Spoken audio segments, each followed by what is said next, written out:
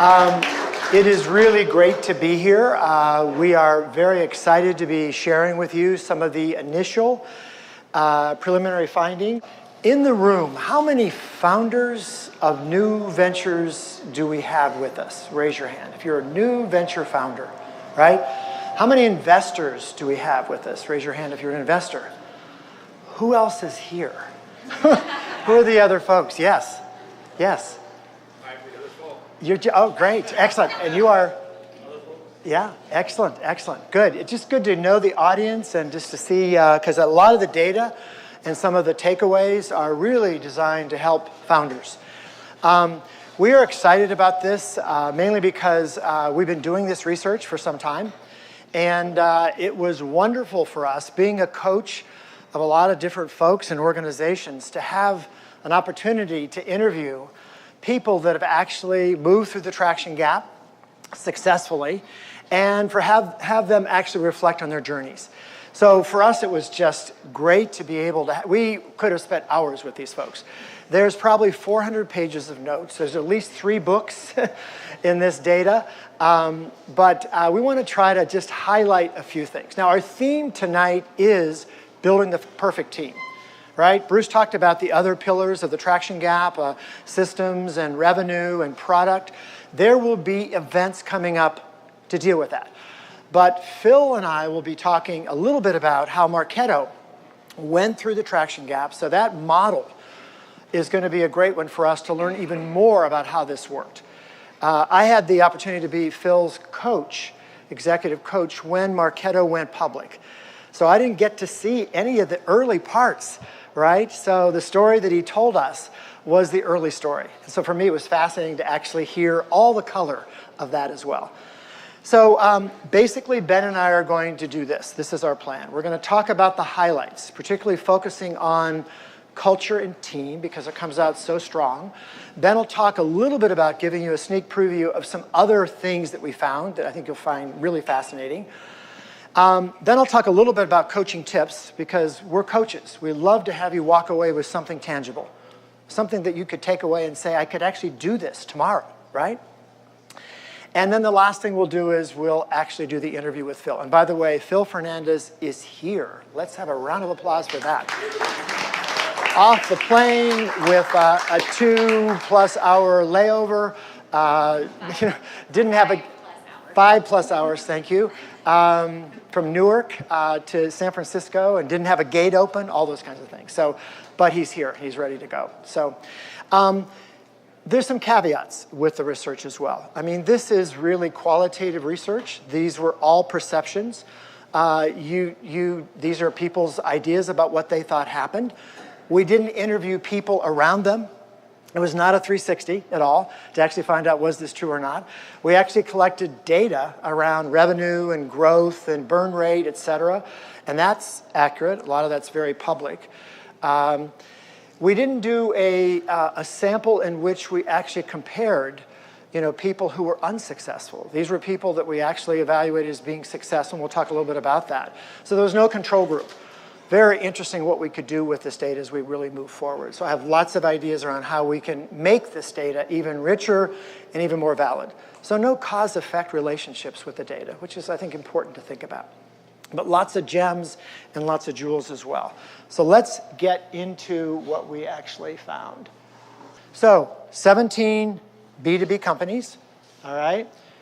You can see the list there, a number of companies that have gone public. This was the group, this was the sample.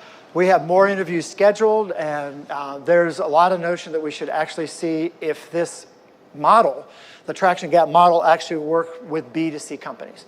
But here's a good sort of sense of who the companies were. I mentioned that we identified the founders and CEOs. It was always the founder or CEO that we talked with, right? And they had attained a valuation or an exit of greater than 200 million. We consider that to be successful as we're moving forward, right? We asked them to describe their journey through the traction gap. We actually used the traction gap model to have them take us through what happened, initial product release, all the way through repeatability to traction, and Phil and I will talk a little bit about what happened to Marketo beyond the traction gap as well, because the post story, I think, is important as well. We explored at each stage of the pillars that Bruce talked about: revenue, product, team, and systems, okay?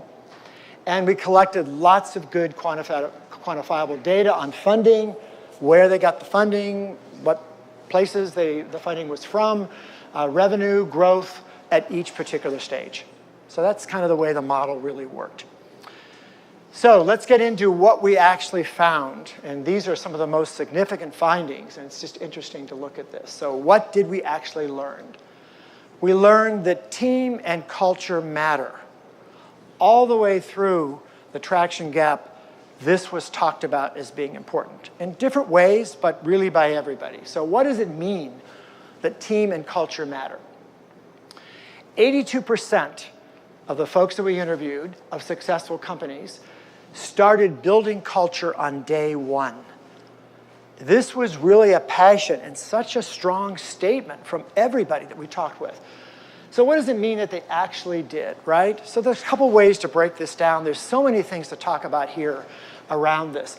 The first piece deals with the fact that these were folks very clear on who they wanted to hire. I can't tell you as the CEO coach with startups now how hiring is such a huge issue, particularly hiring that first VP of sales who's going to be a fit for that culture. But look at some of the things people said. You know, hire a team that's willing to make sacrifices with you. Take the hill, so to speak. I can't tell you the number of CEOs that talked about the sacrifices in that part of their life, personal and professional. And they wanted people to ride along with them. And if they didn't show that commitment and passion, they didn't want them on the team. Every person we would end up hiring started working when they were a teenager. What is it about working when you're a teenager? What do you think? What do you think that means? You get your own money to do what you want to do with it. You do. You get your own money, but you start very young, and it's sort of scrappy. And they talked about people who had that work ethic and really knew how to actually be able to do what was needed to be done to get the company moving forward. Classical degrees. Again, I mean, I work with a lot of companies who hire some classical degrees, and sometimes there are issues around that. But again, it's funny, people who didn't have that seem to want to work harder to prove all the other people wrong. And it's interesting how clear they were and intentional and purposeful they were about who was on the team. So that becomes, I think, really important to think about. The other piece around team and culture that becomes critical, I think, is to think about how they actually intentionally built culture from the very beginning. And this started right in the first stage of the traction gap. Again, you can see hiring A players. What do you think of that quote? A players work really well around A players. B players like to work around C players to make themselves feel better. Interesting. They talked a lot about getting the right people on the bus in the very beginning. So here's the last one I want to talk about, and that's core values. Almost every founder or CEO could articulate what those core values were that were important. And they seem to be around themselves, who they are as individuals, right? Phil and I will talk a little bit about that because I came into Marketo when they were doing values work. And a lot of Marketo's values are a lot around Phil Fernandez as well. But we got people involved, we got ownership for those values as well. But this is a quote. This is a person who said, in my organization, collaboration, curiosity, integrity, and grit, those were our core values. And I want to tell a little story about this one because it's kind of fascinating to me. And that is the idea of a meme.